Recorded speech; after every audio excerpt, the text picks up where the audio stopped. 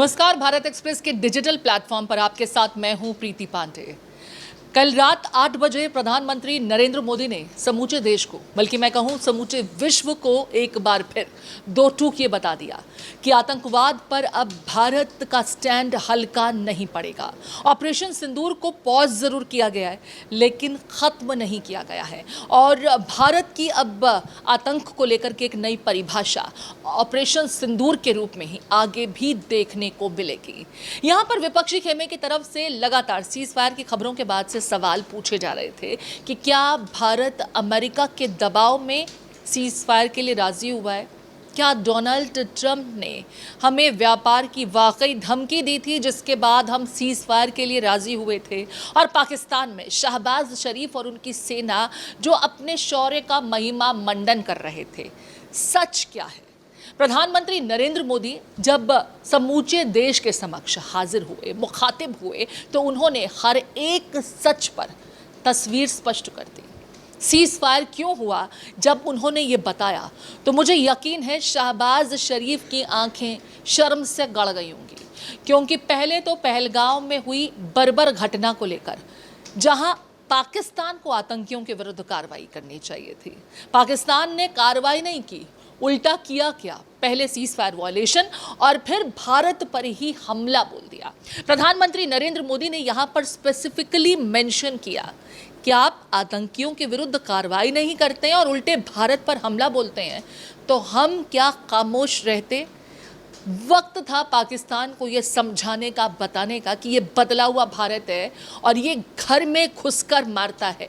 प्रधानमंत्री नरेंद्र मोदी ने पाकिस्तान के हर एक उस लोकेशन का जिक्र किया जहां भारतीय सेना ने एयर स्ट्राइक करके आतंकियों के ठिकानों को, पाकिस्तान की सेना के बेस को तबाह किया।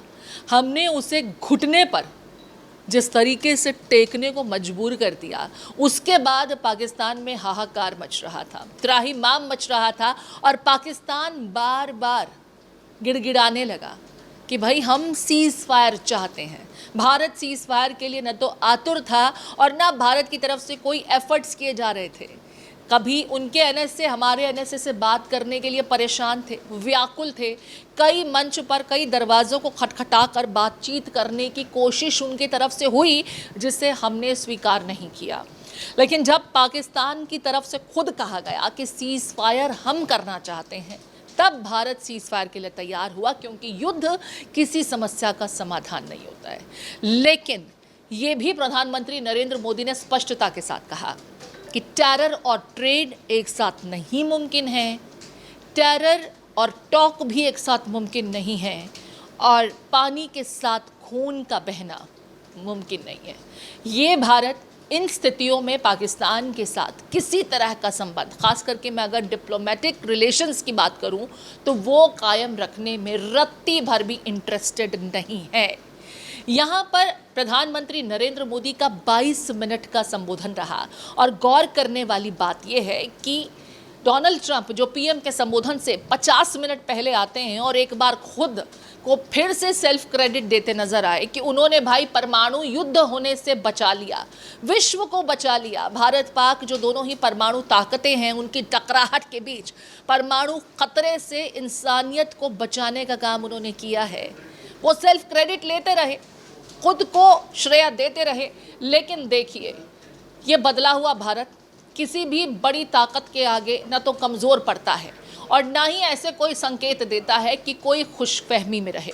पीएम मोदी के 22 मिनट के संबोधन में सबसे ज़्यादा दिलचस्प पहलू यही था कि ना तो अमेरिका का जिक्र किया गया और ना ही डोनाल्ड ट्रंप का एक सेकंड के लिए भी नाम लिया गया। प्रधानमंत्री नरेंद्र मोदी ने स्पष्टता के साथ यहां पर कहा कि आतंक को लेकर हमारी परिभाषा ऑपरेशन सिंदूर के रूप में मौजूद रहेगी। आतंक को लेकर हम लगातार कार्रवाई करते रहेंगे और पाकिस्तान के साथ, क्योंकि देखिए यहां पर सवाल ये भी पूछे जा रहे थे, तो क्या पीओके का जो हमारा प्रण है वो हम फिर छोड़ देंगे? हम तो पाकिस्तान में घर तक घुस गए थे, फिर पीओके को छोड़ना क्या समझदारी होगा? क्या हम डर गए, पाकिस्तान के दबाव में आ गए? इसी तरह की बातें विपक्षी खेमे से लगातार कही जा रही थी, पूछी जा रही थी। विपक्षी खेमा ऑल पार्टी मीटिंग की भी डिमांड कर रहा था और चाहता था कि इस मर्तबा पीएम उस मीटिंग में आए, लेकिन पीएम ने विपक्षी खेमे की खैर ऑल पार्टी मीटिंग की मांग को हो सकता है आगे आने वाले दिनों में वो मान ले, लेकिन पीएम ने तो समूचे देश को ही बता दिया कि क्या क्या हुआ। हमारी सेना का, हमारे वैज्ञानिकों का वो धन्यवाद भी करते नजर आए। अब देखिए कुछ डेवलपमेंट्स जो हैं जो यहाँ से आगे आपको जाननी चाहिए। अभी भी सीमावर्ती इलाकों में कुछ एयरलाइंस की उड़ानें रिस्ट्रिक्टेड हैं, खास करके जम्मू, श्रीनगर, गुजरात के कुछ जो सीमावर्ती इलाके हैं। फिलहाल विमानें इन शहरों के लिए अभी रुकी हुई हैं, इनको हॉल्ट पे रखा गया है। कुछ स्कूल खुल गए हैं, नॉर्मलसी की तरफ ज़िंदगी वापस अग्रसर हो रही है, लेकिन इस बीच आज खबरें जम्मू कश्मीर से एक बार फिर कुछ मुठभेड़ से जुड़ी हुई सामने आ रही हैं और एक पोस्टर जारी किया गया है, क्योंकि देखिए पहलगांव के आतंकियों को लेकर के जो प्रण लिया गया था अभी वो पूरी तरह से मुकम्मल नहीं हुआ है।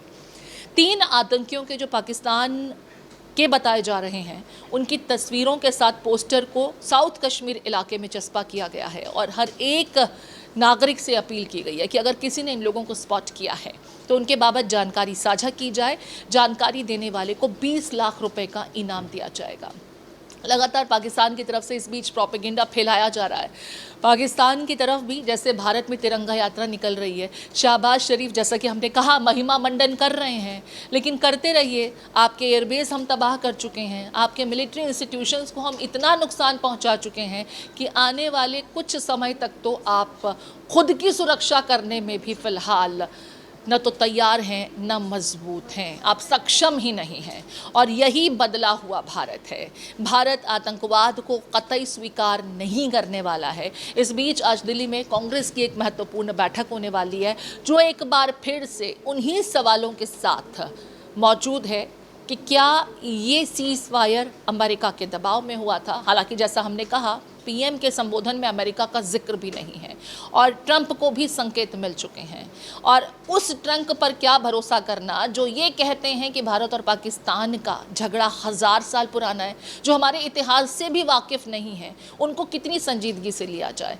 देते रहें वो खुद को क्रेडिट, देते रहें वो खुद को श्रेय, लेकिन कुल मिलाकर भारत की सेना ने जहां अपने शौर्य का, अपनी वीरता का परिचय दिया, वहीं प्रधानमंत्री नरेंद्र मोदी ने एक बार फिर ये साबित कर दिया कि हम किसी के दबाव में नहीं आते। खबर तुर्की और अजरबैजान से भी जुड़ी हुई जानकारी मिल रही है कि उनके टूरिज्म सेक्टर को भी भारतीयों की ही चोट पड़ने वाली है। 50% लोगों के टिकट्स जो तुर्की के लिए और अजरबैजान के लिए बुक कराए गए थे भारतीयों द्वारा, वो कैंसिल कर दिए गए हैं। याद होगा मालदीव जब हमें बड़ी बड़ी आंखें दिखाने लगा था तो हमारे देश के नागरिकों ने कहा इस ज़मीन जाना ही नहीं जो हमारे देश के साथ दोस्ताना संबंध नहीं रखता। हम आपको जितना प्यार देते हैं उतना ही सम्मान बदले में आपसे अपेक्षा रखते हैं। तुर्की को हमने ज़लज़ले के समय बहुत मदद की थी, लेकिन जब ज़रूरत पड़ी तो वो मुस्लिम देश पाकिस्तान के साथ खड़ा नज़र आया और उसे ड्रोन की मदद दी थी। अब आने वाले समय में भारत कूटनीतिक अंदाज में उन्हें और कितना नुकसान पहुंचाएगा, इसके लिए थोड़ा सा इंतज़ार करना होगा। प्रधानमंत्री नरेंद्र मोदी के संबोधन को लेकर आपकी क्या राय है और क्या आपको लगता है कि प्रधानमंत्री नरेंद्र मोदी के संबोधन में अमेरिका का जिक्र न होना, ट्रंप का नाम न लेना, ये साफ और स्पष्ट संदेश है कि भविष्य में भी आतंकी घटनाओं को लेकर के भारत किसी के दबाव में नहीं आएगा और अपना बदला लेना ये भारत बखूबी जानता है। आपके कमेंट्स का हमें इंतजार रहेगा।